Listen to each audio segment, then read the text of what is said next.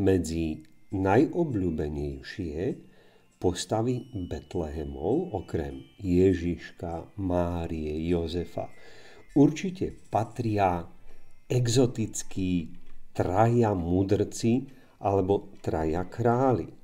Oni nám predstavujú 3 známe kontinenty v čase Ježišovho narodenia: Áziu, Afriku a Európu.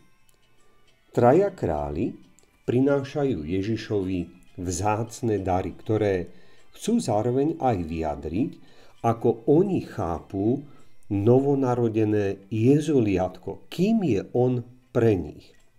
Darom zlata, ktorým bol obvyklý dar od kráľa ku kráľovi pri návšteve, vyjadrujú títo mudrci, že Ježiš je nielen potomkom kráľa Dávida, ale on je tým, o kom hovorí Sväté písmo, on je kráľ kráľov a pán pánov.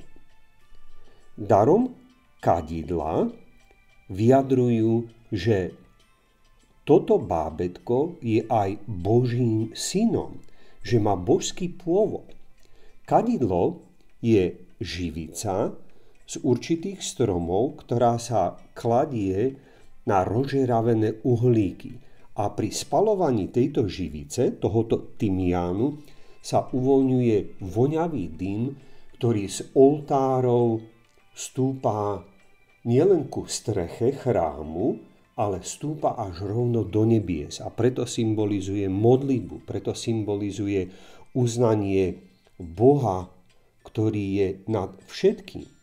Teda darom kadidla traja mudrci uznávajú v Ježišovi Božieho syna.